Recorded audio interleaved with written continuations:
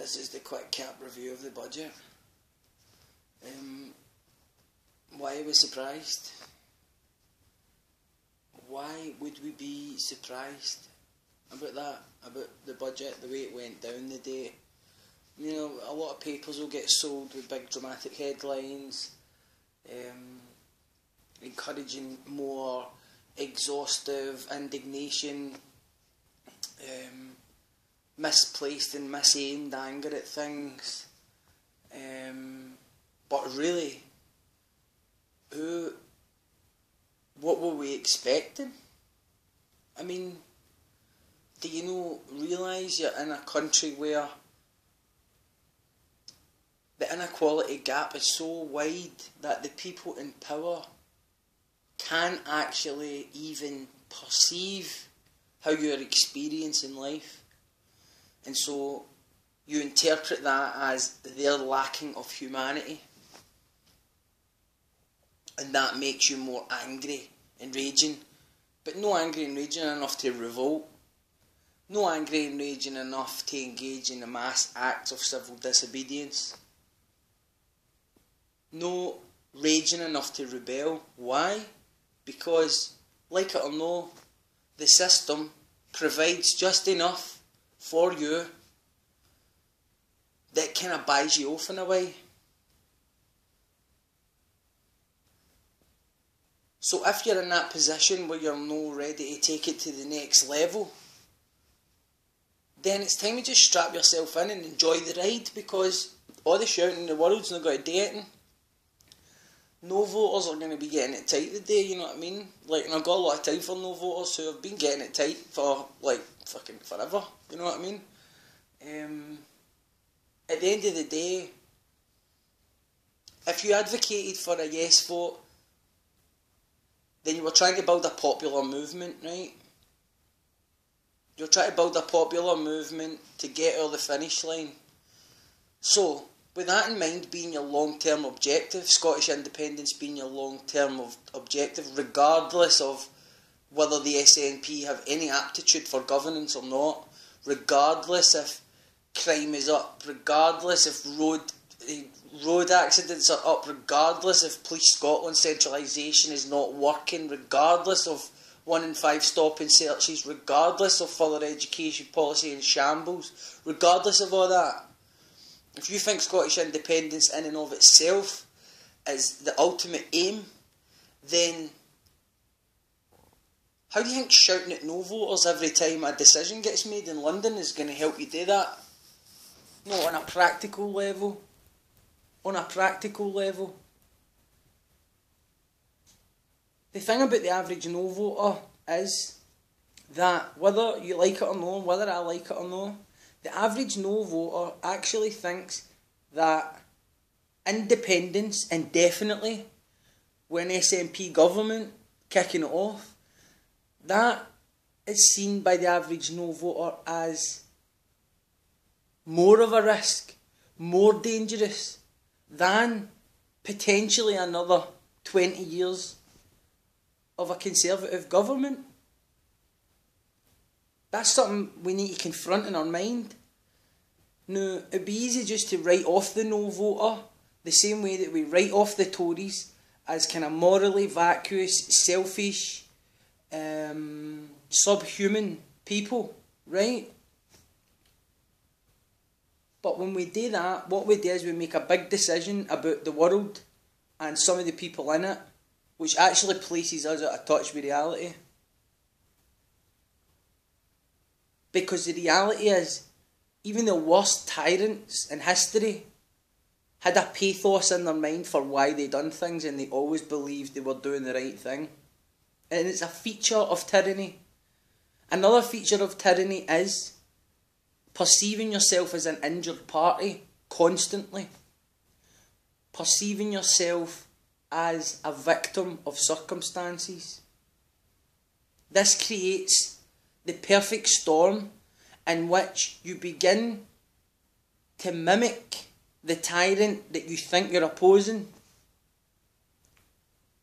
Now, you can build a popular movement doing that, but I would have to question what that kind of popular movement was really serving, other than just this idea that if it's Scottish and it's independent, then it's better. Let's flip some of the no, yes, no arguments, right? No voters are selfish. I'm alright, Jack. That's the no voter mentality, according to many in the yes campaign, right? However, if you look at what the yes campaign is proposing, they're proposing sorting out all the problems that we talk about, like poverty and nuclear proliferation and so on and so forth, climate change. They're proposing sorting that out in one corner of this island, which could be seen by some as abandoning all the other people in this island.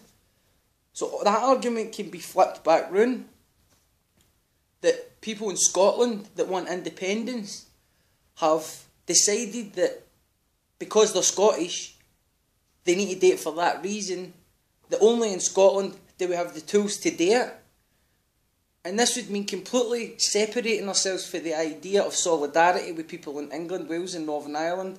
And in order to create reasoning for that, we go and apprehend intellectual arguments and talk about things like civic nationalism, when sometimes that might actually be intellectually dishonest. Now, just me saying this doesn't mean that I'm conceding all these things. What I'm saying is, I'm in a place where I am more than willing and prepared to see even the extreme conservative point of view.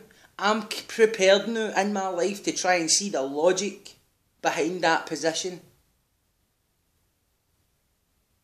Based on people like George Osborne's and Tory policy wonks' understanding of the world, the budget makes perfect logical sense.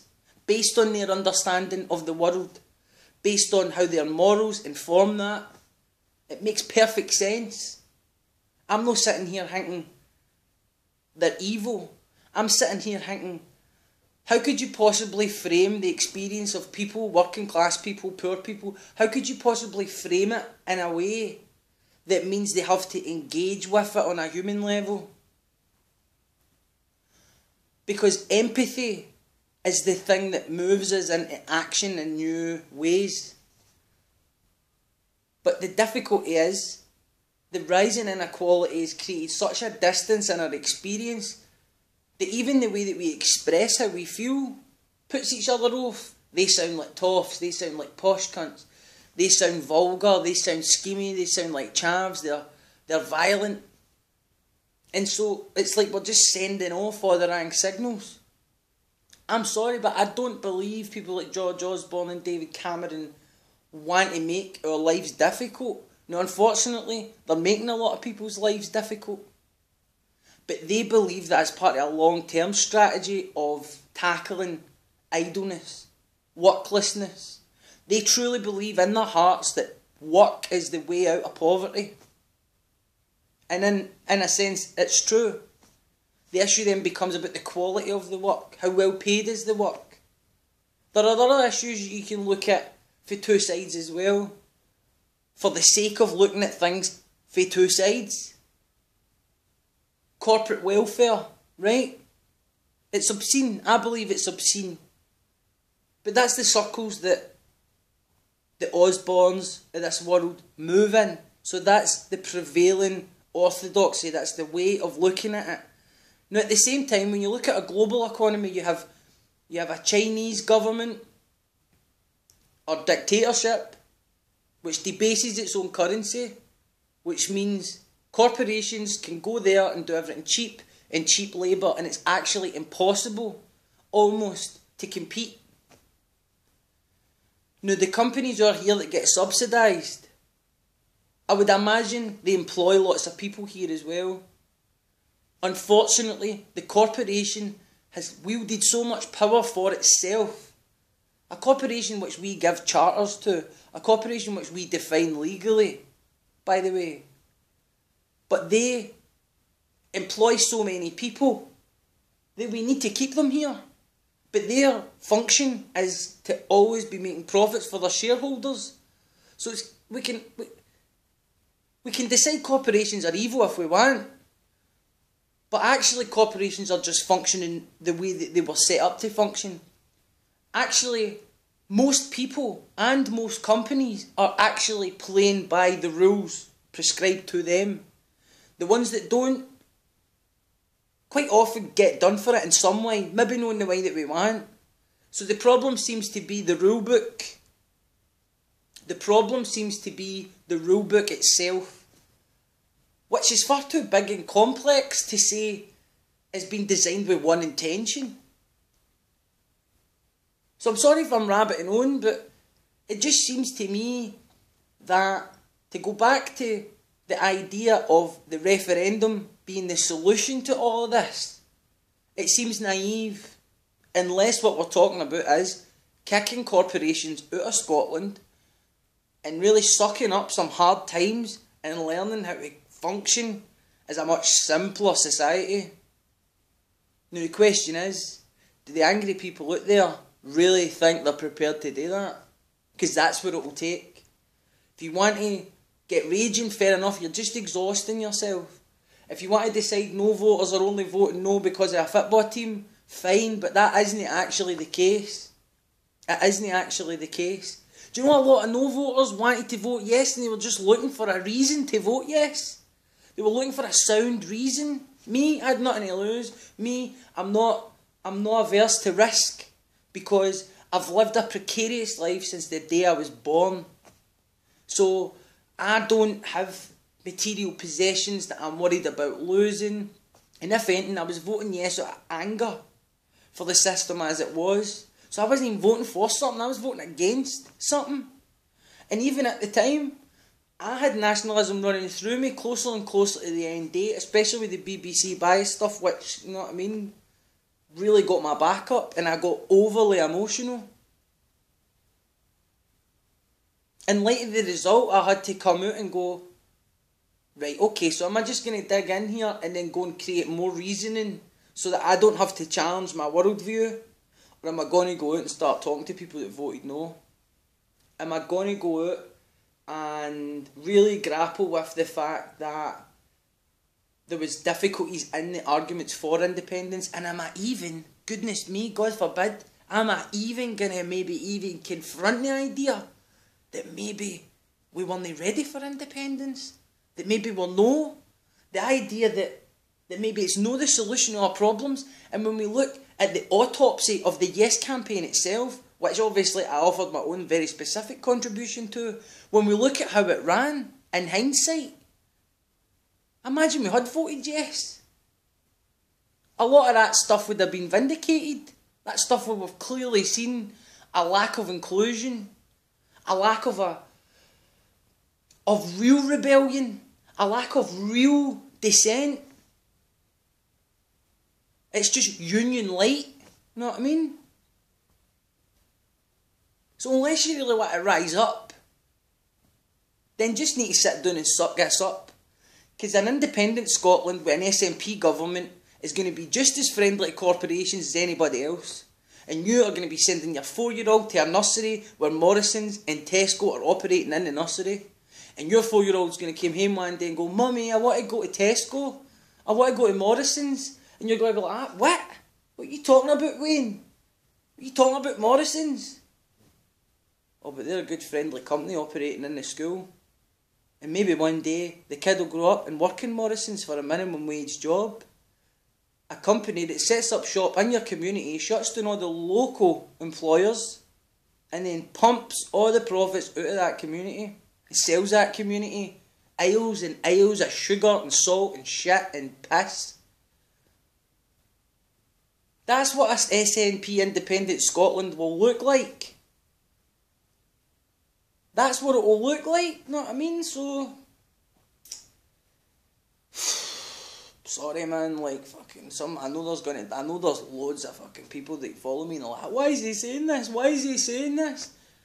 I'm saying it because that's the kind of thing I say, you know what I mean? There's a lot of people out there who think like me. You know what I mean? Like, there's no line now that we need to hold. There's no defensive line that we need to hold. There's new lines that need to be drawn. Right? The independence movement wasn't radical enough. It never presented a radical enough vision. All the same things that the independence movement is criticising Labour for. The independence movement is guilty of those things.